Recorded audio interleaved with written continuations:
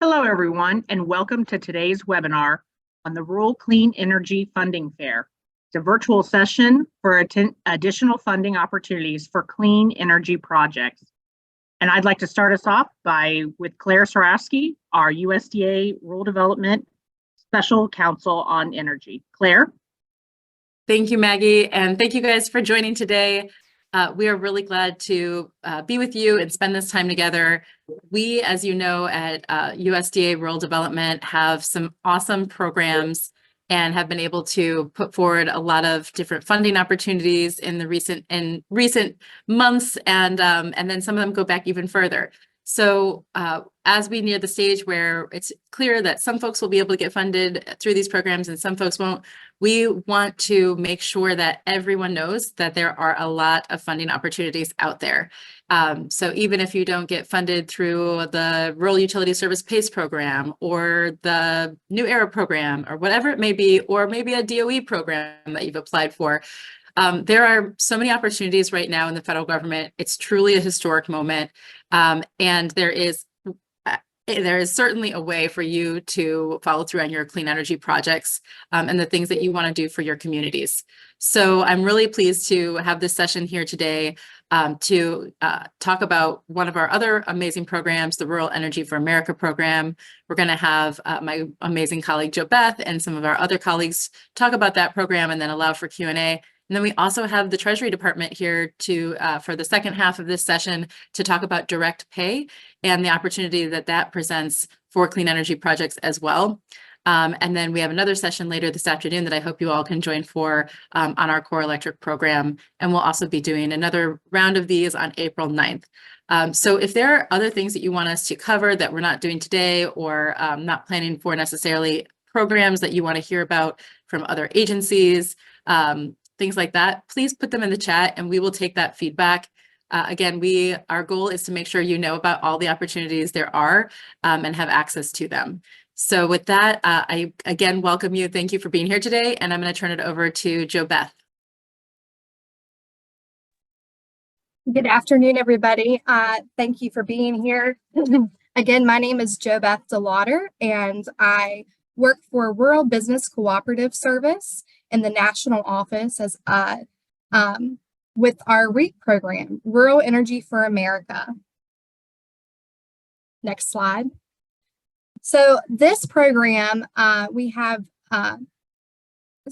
energy efficiency improvements and renewable energy systems grants and guaranteed loans available for agriculture producers and rural small businesses. Anyhow, our grants can cover up to 50% of total eligible project costs, and this is an increase from a previous 25% coverage before the Inflation Reduction Act. Our loan, combined with our loan guarantees, we can cover up to 75% of total eligible project costs. Next slide. So again, eligible entities are agricultural producers that receive 50% or more of their gross income from agriculture products, or rural small businesses within a non-metro community of 50,000 or less population. And more details on eligibility can be found at our website linked below. Next slide.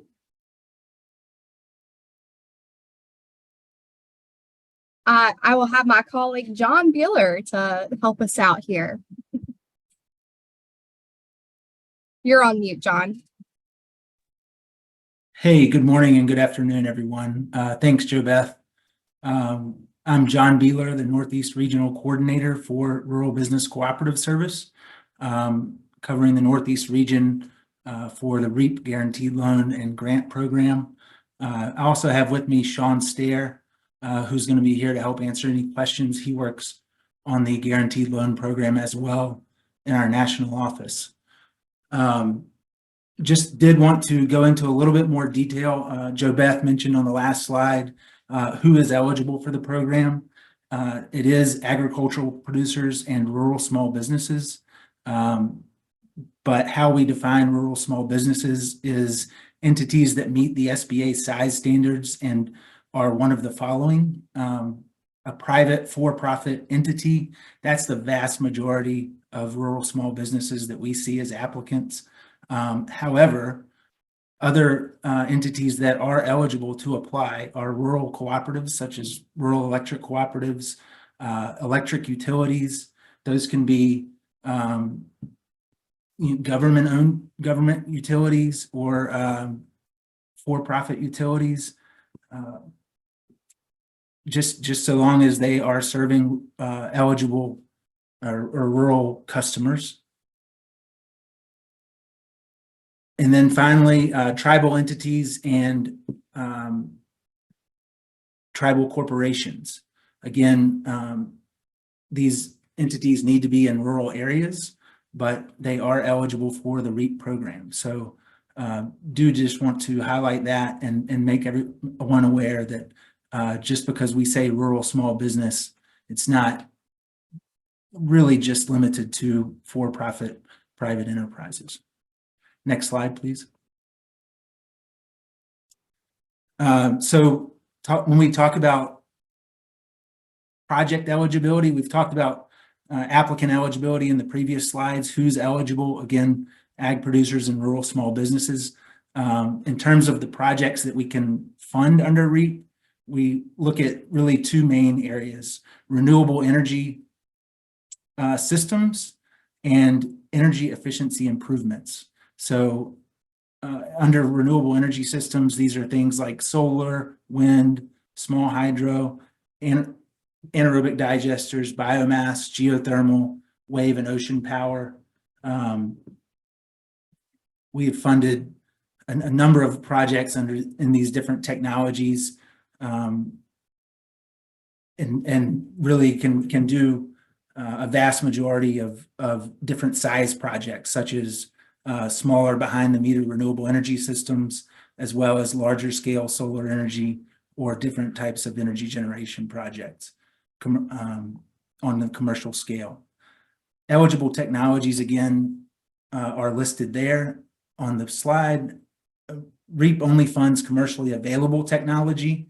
So anything that is research and development or does not have 1 year of commercial operation already in existence, we're not going to be able to fund it under REAP. But also know that residential applications are not eligible.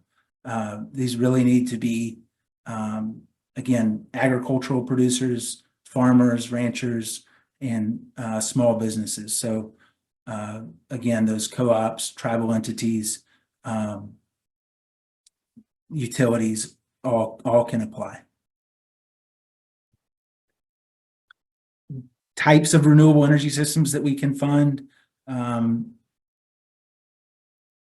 again listed on the slide, but we funded things in the past, such as greenhouses that install solar electric systems for hot water, agricultural producers installing solar powered water pumps or irrigation systems, installing a geothermal heating system in a vet clinic, installing biomass burners that burn wood pellets to create energy.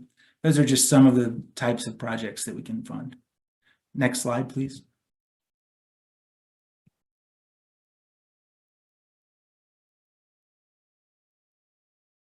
Do just want to talk about energy efficiency as well before we jump into funding, which I'll turn it back over to Jo Beth for. But energy efficiency projects, include a wide range of things such as lighting, heating and air systems, fans, automated controls, and insulation. Essentially, any improvement or replacement of systems or equipment that can reduce energy consumption on an annual basis is outlined in an energy audit. The energy audit is the first step in filing an energy efficiency application. The applicant must have actual utility bills for at least 12 consecutive months prior to application, and an energy audit conducted according to the REAP regulation must show energy savings for a project to be eligible. The applicant has the option to provide up to 5 years worth of historical energy consumption data to be averaged in the energy audit. You can contact the energy provider to discuss resources available to obtain an energy audit. Rural Development is also willing to speak with energy auditors to ensure sufficient information is provided within the energy audit to meet our requirements. On the energy efficiency side, we see the installation of energy efficient roofs, manufacturing businesses that install computerized controls to help reduce energy consumption, installation of new energy efficient refrigeration in grocery stores, on-farm energy efficiency improvements such as irrigation motor conversions. In addition to energy efficiency improvement projects, loan guarantees can be submitted for agricultural producers to purchase and install energy efficient equipment. So that's new equipment that is not necessarily replacing old inefficient equipment, but new equipment that meets or exceeds a certain state or federal or industry standard for energy efficiency. So again, just another way for ag producers to install energy efficient equipment on their farms using the guaranteed loan program. And Jo Beth, I will turn it back over to you to talk about funding.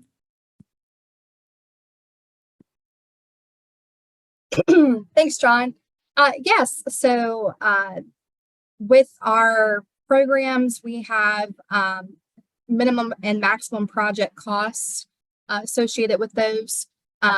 You can see here for the energy efficiency improvement projects, minimum project cost is $2,500, and for those renewable energy systems, $5,000.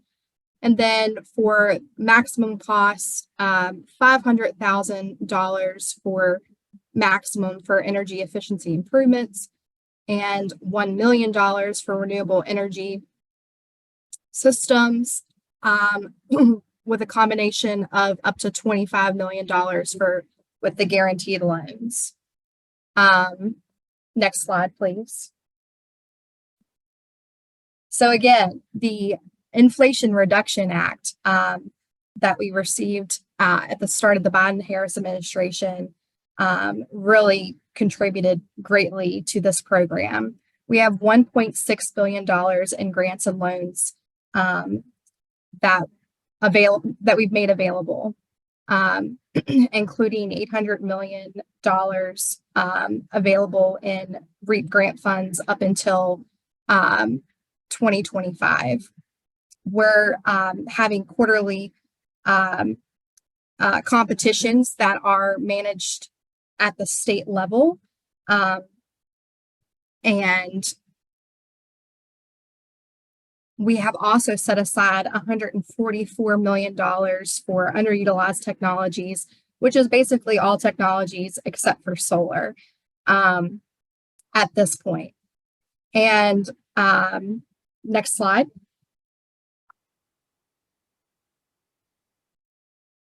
Okay, great. So this is a slide on how to apply to the program. You can see the links here. Again, it's managed at the state level to submit those applications. Thank you, Maggie, for dropping in the state contacts. Those are the state energy coordinators. And also is the rural locator tool that you can plug in your zip code and see if you're eligible in as a rural area. Next slide, please. And John, this is your time to shine again. Yeah, Jo Beth. I mentioned earlier that I'm the Northeast Region Coordinator.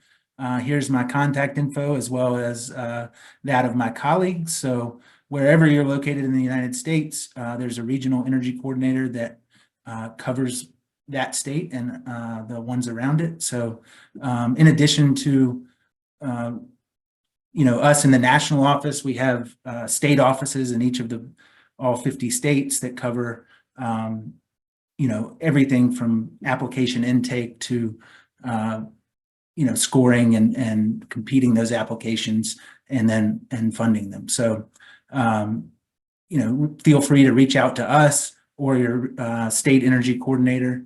That's on the next slide, please.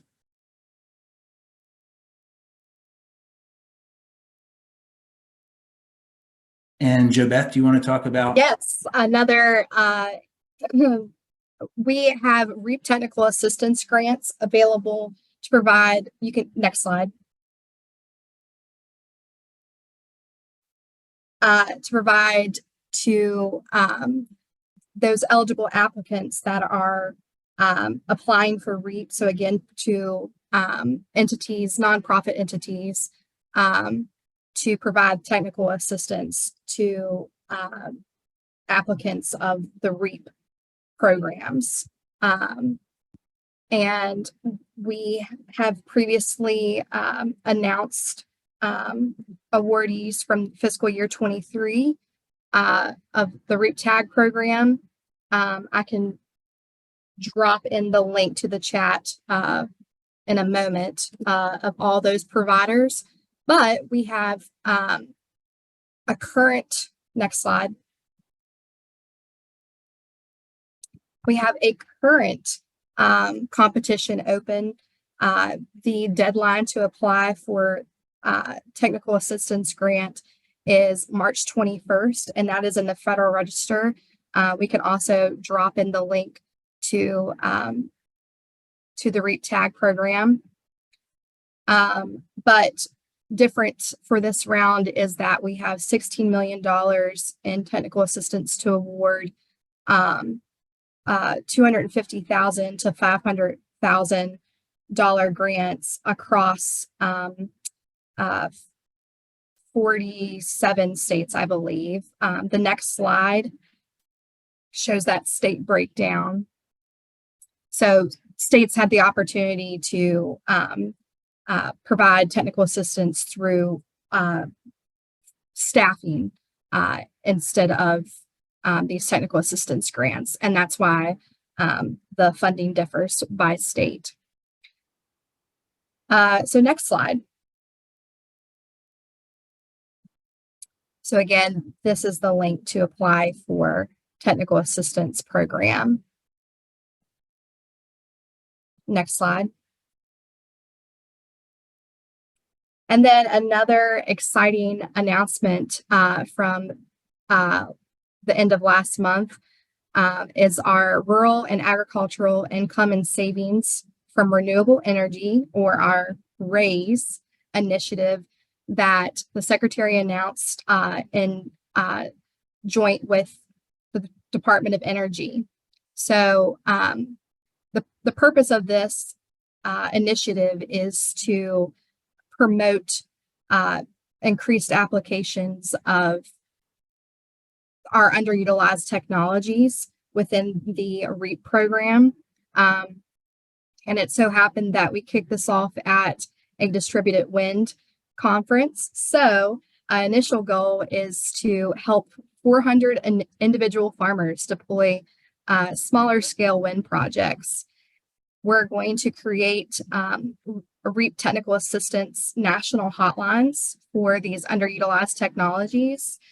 And we're going to have a series of webinars, with the first, again, focusing on distributed wind network and resource hub, taking place today, actually. And that's why Claire will have to be hopping to assist with that. So we're also going to, again, with DOE, develop a farmer's guide to distributed wind power that will include technical, economic, and geospatial analysis regarding the distributed wind technologies and applications, as well as resources and blueprints on financing small scale wind projects. So, and I think that, is there a next slide?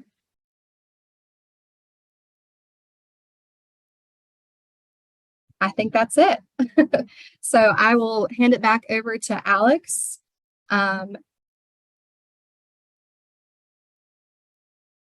Thank you to the REAP team.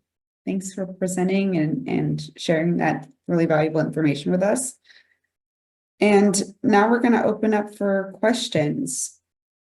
If Maggie and Scott could maybe read the questions that are currently in the chat, and we also welcome any more questions for Joe, Beth, John, and Sean.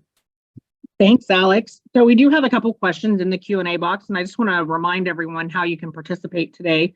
If you want to provide written questions, please submit them in the Q&A box. And then if you want to offer your questions or comments verbally, please raise your virtual hand and we will call on you in the order in which you raise your hand. So starting off with our written question, how does funding work fiscal year 25 through 27? Does it go back to national competition? Is it 200 million a year for grants?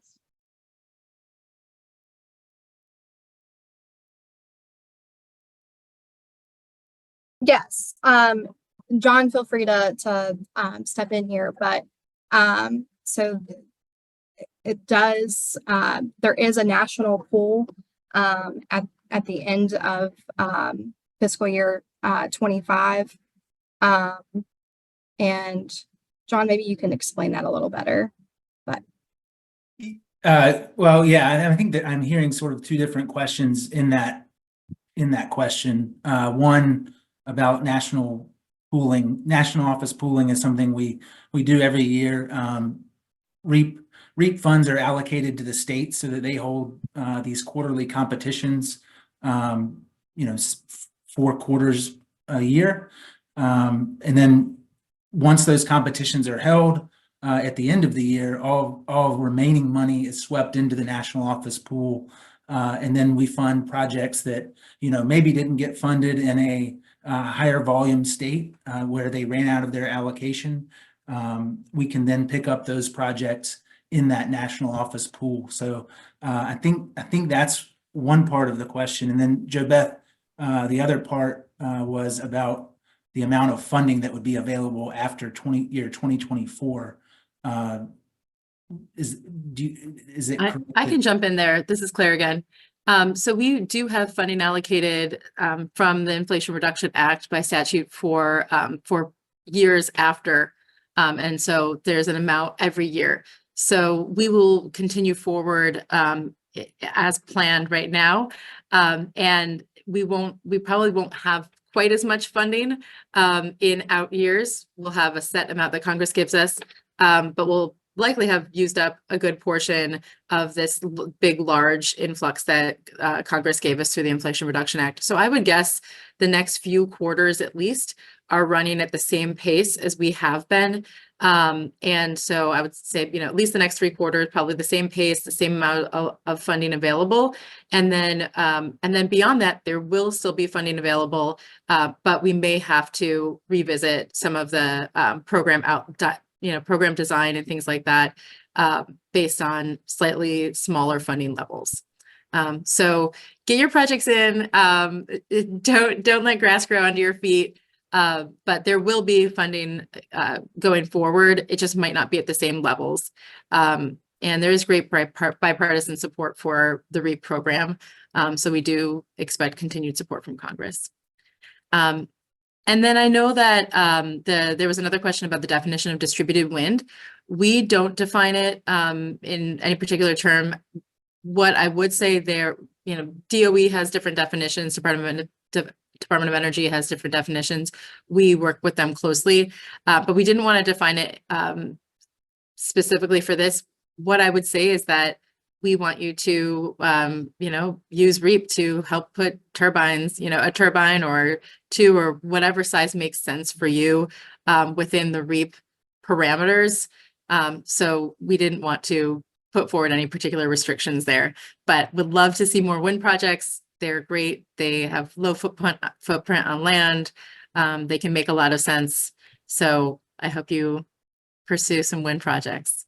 And And then maybe back over to you, John, for Mike Gonzalez's question. Can you provide some examples of what loan guarantees or what guarantees will be accepted for loans?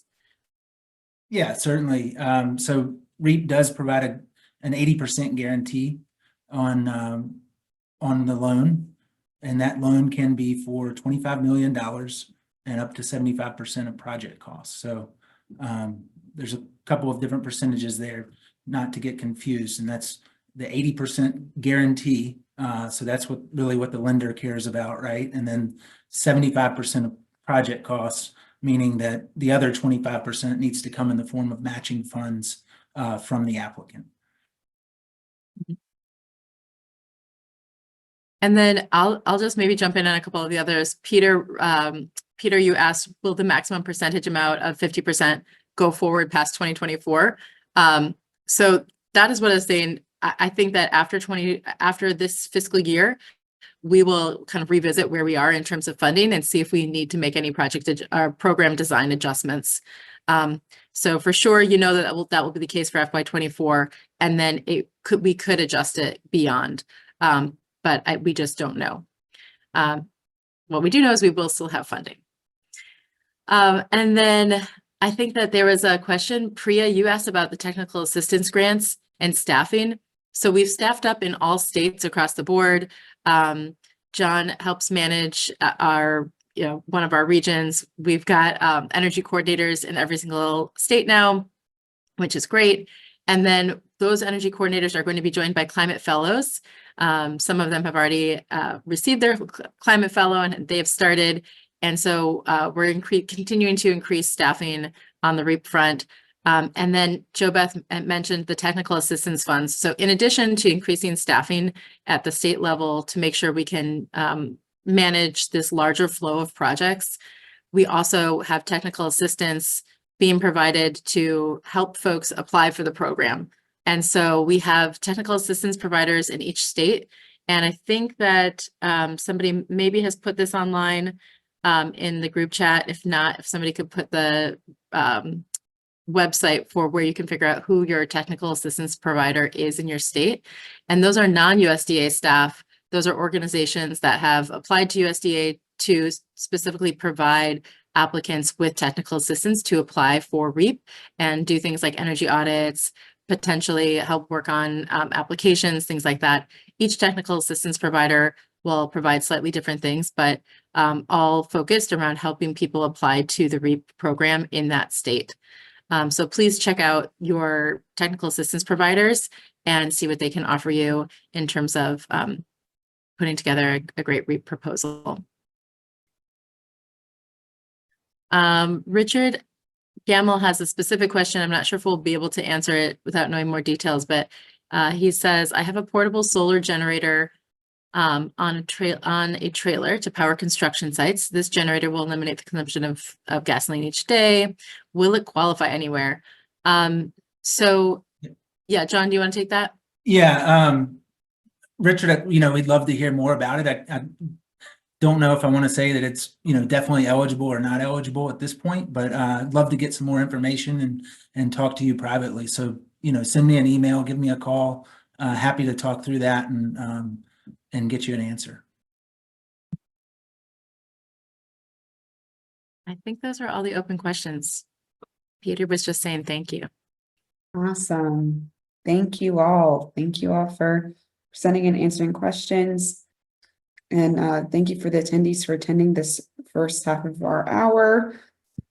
And this might be a great time to now turn it over to our colleague Greg at DOE. We'll talk more about the Energy Improvements in Rural and Remote Areas program. And then we'll also have some time to ask him questions as well afterward. Greg, is this a good time? Running a little ahead of schedule, but appreciate you all and your questions. And we'll go ahead and line up that presentation right now.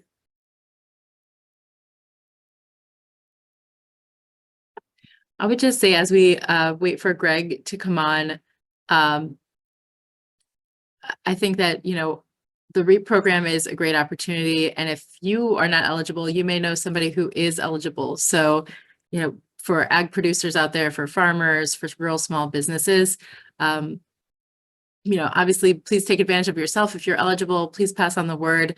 It's just such a great program to do small scale projects. Secretary Vilsack loves to talk about this program because it really does reduce costs for rural small businesses, for farmers.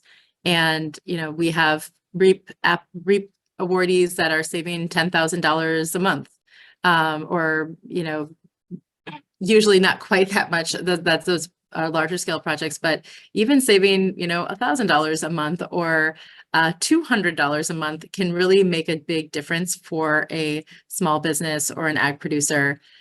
So please pass on the REAP word, and thank you very much to the REAP team, who is all working very, very hard to make sure that all of our REAP applicants get funded.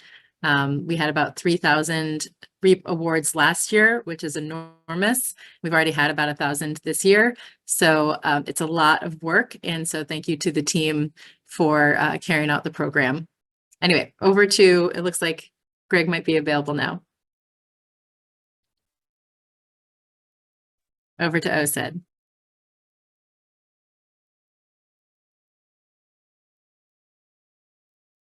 Okay, can you hear me okay?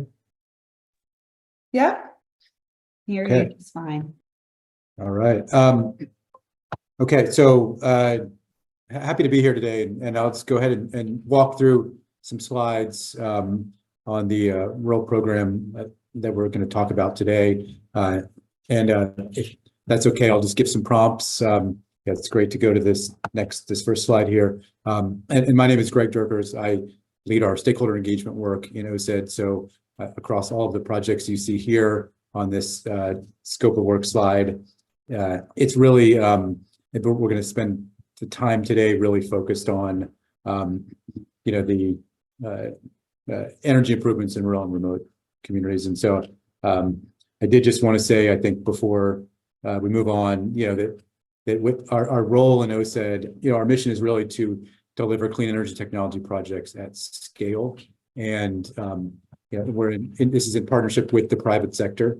So the projects that I'll talk about today in the energy improvements program is really focused on that, and we're equally focused in our mission on equitable transition to a decarbonized energy system. So the projects we worked on, are really designed to fill that gap between research and development for clean energy technologies, and again, moving from demonstration to scale. So and so if you go to the next slide, okay, this is what I'm going to spend the bulk of the time today. And before I do that, I just want to mention that Taniqua Hay is our stakeholder engagement lead for the ERA program. And ERA is an acronym for Energy Improvements in Rural or Remote Areas. And so so she will be your point of contact, as you want to talk more details about the projects that we're supporting and the funding opportunities to come, which I will make sure to talk about. So I'm sure that's of interest as well. But the Energy Improvements in Rural and Remote Areas program was established under the Bipartisan Infrastructure Law or Bill, and Congress gave us a pretty wide mandate for this program. Its goals, the aims are to improve resilience, safety, reliability, availability of energy and environmental protection through the deployment of these technologies. And so, Congress actually defined rural and remote, and they defined it to mean a city, town, or unincorporated area that has a population of not more than 10,000 inhabitants, people. So if you go to the next slide, give you a little more detail on the program. Thank you. This slide, just earlier this month, we announced $300 million, and I want to talk a little bit about our two funding opportunities that we've released that are sort of the awards have been selected for negotiation. The first is a $300 million opportunity that was released in March, and I'll focus on that. But we've also previously released a $50 million grant. And the distinction between grant and and the actual funding opportunity for $300 million funding opportunity is really just around the approach to project management, and the approach to how we engage with the selectees or the organizations that we've we are supporting with this award. So this gives you, this right section on the right here gives you a little bit of information on the concept papers, and we've selected 17 projects for award negotiations. That's the $300 million opportunity. If you want to go to the next slide, I think we jump into a little bit more about the detail. Yeah, so there's a lot to see here. So I won't spend a lot of time on this, but I do want to just mention that the Secretary of Energy, Jennifer Granholm, announced the 17 projects which were selected for award negotiations at the end of February. So that means we have, some time to come where awards are being negotiated. So no dollars have actually exchanged hands at this point. But this map shows you kind of that several of the projects have multiple sites. They span 20 states. We're excited to note that they'll serve around 30 tribal nations. And so it really spans the country from Alaska to Wisconsin and California, New Mexico, and it's across 7 different types of technologies. And so if you want to go to the next slide, I think I just want to touch on the projects in Alaska specifically, since we had a good number of projects in Alaska, and these are, of course, some of the country's most remote communities. So if you go to the next slide, we'll talk about the technologies. I think it's worth spending a minute here just to mention that, again, OSET is a technology-focused office in DOE, set up under Bill and Ira, funded under Bill and Ira.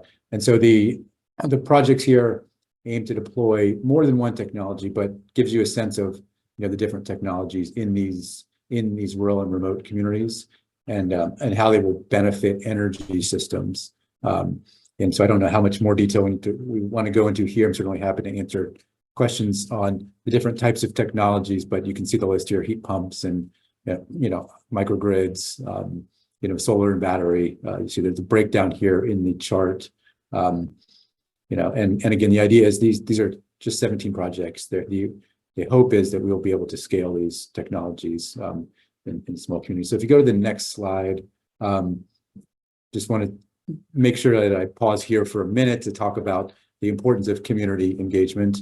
And so the four sort of boxes here are the DOE and really the whole of government approach to community benefits. And so all the applicants to OSET, including the ERA program, submits a community benefit plan.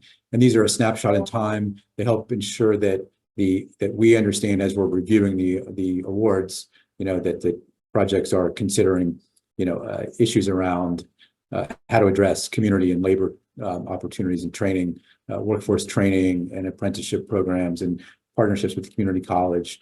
And then equally important is sort of the diversity, equity, and inclusion and accessibility of the projects, the teams and the partners.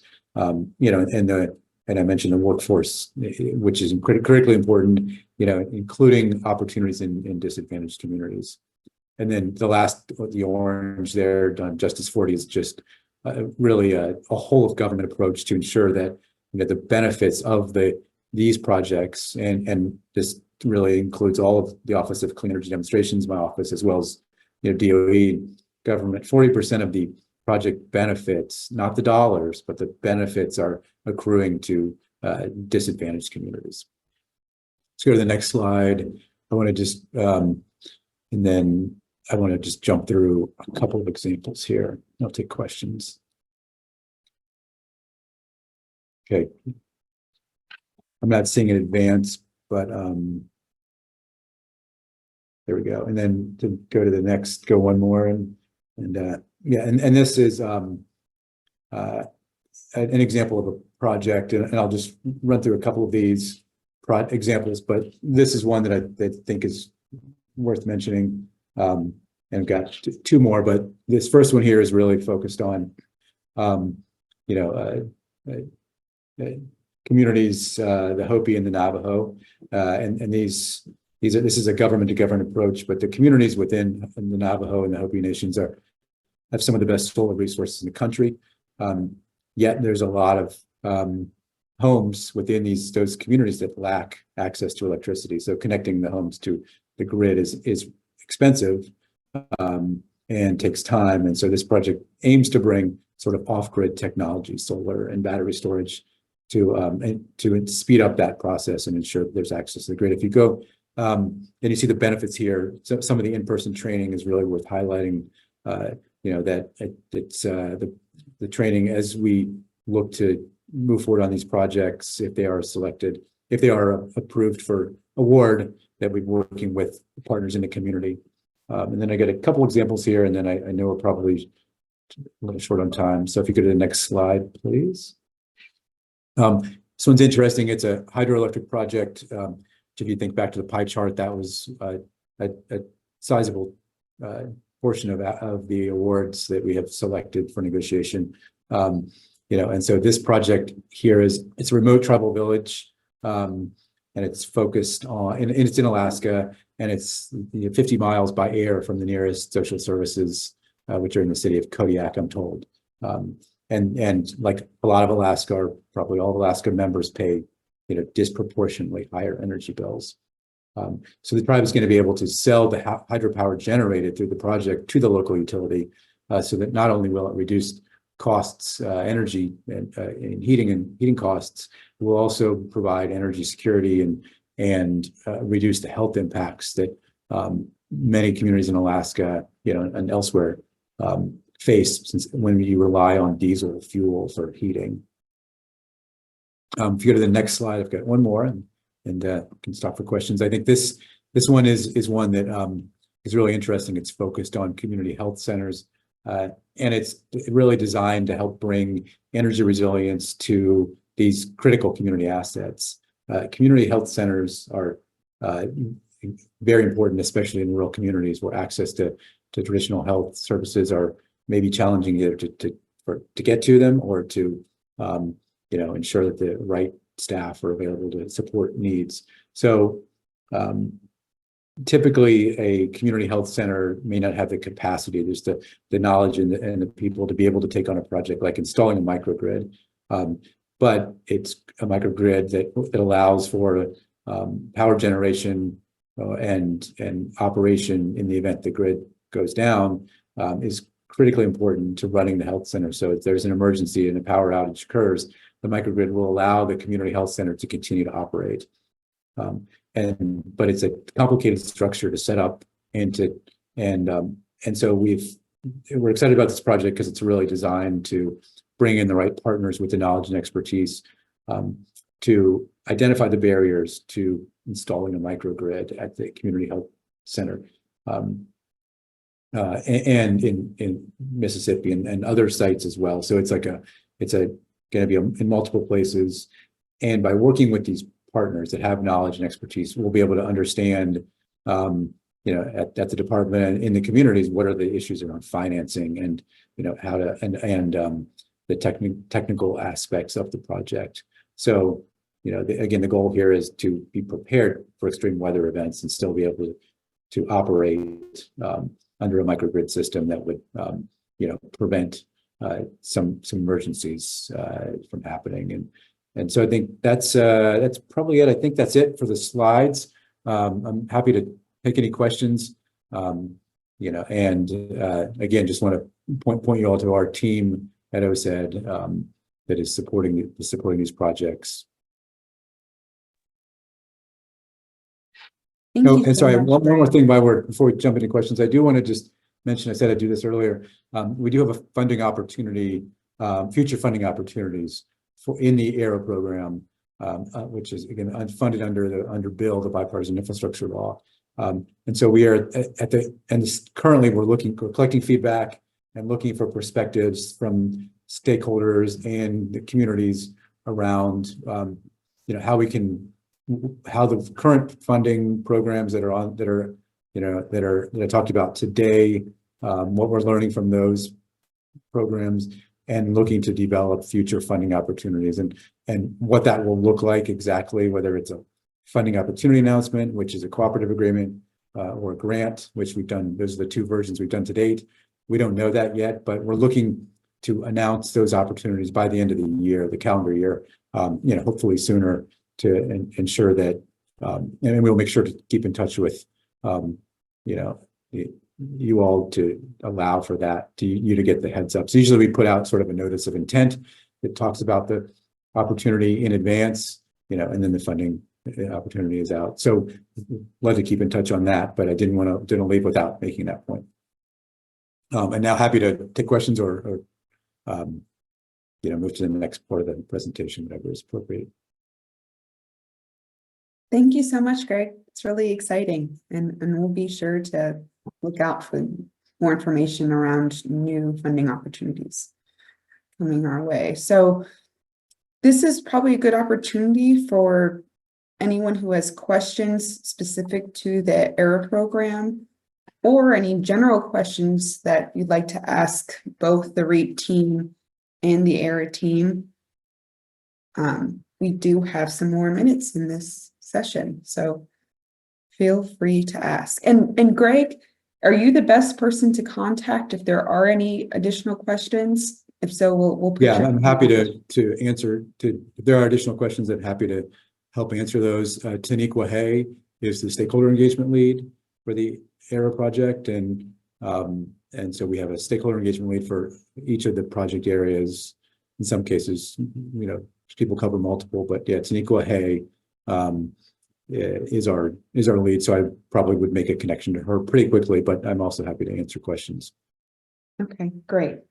And if she's fine with that, we will also share information for her email address. Yeah, I'll do that. Yeah, I think you'll have it. So yeah, that'd be great. Awesome. I have that, and I can drop that in the chat. And Taniqua, I think, will be joining us for our next webinar on April 9th. That's right. Yeah. Just look out for announcements regarding that webinar. Exactly. Thanks. Thanks, Alex. I've just dropped that Taniqua Hayes email in the chat. And I just want to remind everyone, if you want to have written questions, you can put those into the Q&A feature on Zoom. Or if you'd like to offer verbal questions or comments, please raise your hand and we'll ask you to come off mute. And currently, Alex, we don't have any questions in the Q&A and we don't have any hands raised. So we encourage everyone to please raise your hand or put in a few questions. Now's the time to ask and figure out if your project would potentially be eligible. Thanks, Maggie.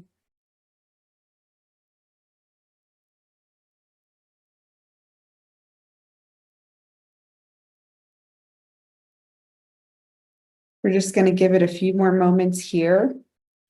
But I would like to say that I appreciate everyone for joining us today. We just sent out the announcement earlier this week.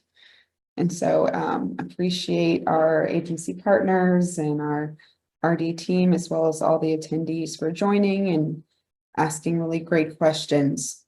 This will be helpful, especially in the recording that we'll post on our website. So if you know any folks who may have been interested in today's session, but were unable to attend, we will be updating the IRA events website on USDA's page so that it should have the corresponding slides as well as the recorded webinar.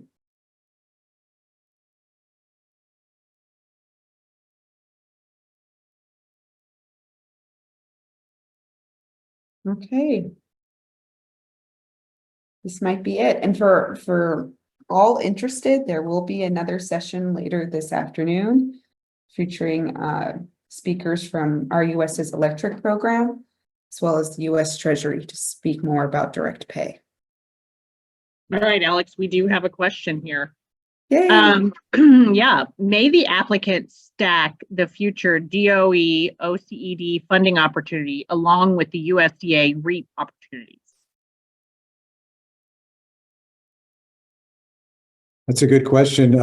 I know generally across the department we encourage collaborative projects, and we sometimes use the term braiding to think about where you can apply for multiple funding opportunities. But I think it would depend on sort of what the criteria look like in our future funding opportunity. But and so and that's usually a page or two of criteria, including the sort of the team, the project and its goals. Community benefits is a portion of that, and so it's like 4 or 5 areas that add up to 100%, right? 20%, 20%, whatever the breakdown is. And so I think to the extent you have a project in mind, that fits under those requirements, I would make sense to certainly, you could certainly think about, pointing to the collaboration and the fact that that the project is looking to support, to work with USDA and DOE. I don't see why you wouldn't be able to talk about that in your narrative, in terms of how that helps you, in terms of the criteria. I don't know yet because we don't know what the criteria look like.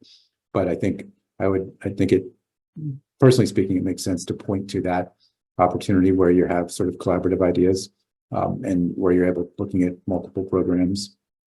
So there's definitely room to include that in the narrative, most likely, and then we'll have to see what the criteria actually look like when we put out the funding document. Yeah, I want to agree with Greg and say that I think that it's probably on a case-by-case basis. Probably would want to take a look at what's being funded and what's being how those funds are being utilized in each program. Generally, though, we are limited to our grant maximum, or our percentage of total project cost is limited by federal participation. That's a 50% federal participation on the grant side, and up to 75% on the guaranteed loan. But it could be that we fund maybe a follow-on project that is commercially available technology, whereas Greg is doing more demonstration type stuff. I'm just not super familiar, and it's really just a case-by-case basis, but never want to say no. Yeah, and John said it better than I did. I think it really would be dependent on what the project is and where it's at on the pathway from demonstration to deployment and commercialization. Just like it sounds like at USDA, what I heard from John now is that I said we do fund 50% or so of the cost. It varies somewhat, but there is a cost share, and so I would not count on being able to use funding from one federal agency as sort of cost share. I believe that is prohibited. I'm not a lawyer on our legal team there, but I think that is incorrect. So it would, in my mind, it would probably be beneficial to talk more about this sort of collaborative nature and how the project is, where the project is. But it may be these are two different points in time. Demonstration is pre-commercial, right, leading to commercialization. But certainly there's opportunities when the funding documents are out, in our case, to ask those questions and get an official answer. And it's simply just a quick email, and we usually turn those around in a day or so. And you have Tanika's email in the chat, and you can have my email as well. You can want to put that in the chat. So we're happy to answer those questions as we get closer to it. But a little too early to answer it. But it's a good question, and I like the sort of line of thought. Thank you, Greg. We have one more question before I'll turn it back over to Alex. Under REAP, what restrictions, if any, apply to a third-party project installer/owner that otherwise meets the applicant eligibility requirements?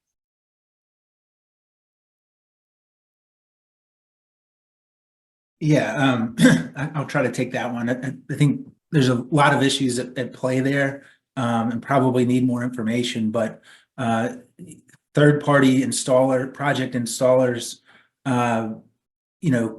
there are instances where they could apply, and if they have site control and ownership of the site, they could apply, and provide the energy to a third-party end user, right? So that end user would, as long as they're not affiliated with the installer, that end user could potentially be an otherwise ineligible applicant for our program.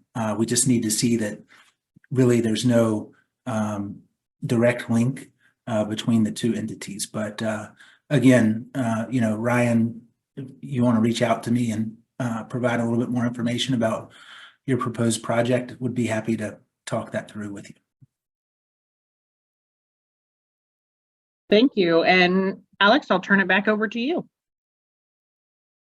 Awesome. Thank you. Thank you again for all these great questions, and thank you for attending this afternoon session. Again, we have another session at 4:30 this afternoon, so please join again to learn more about our US's electric program and US Treasury's direct pay announcement. You should be able to find a recording on our IRA events page soon enough, likely tomorrow. Thank you all. See you soon.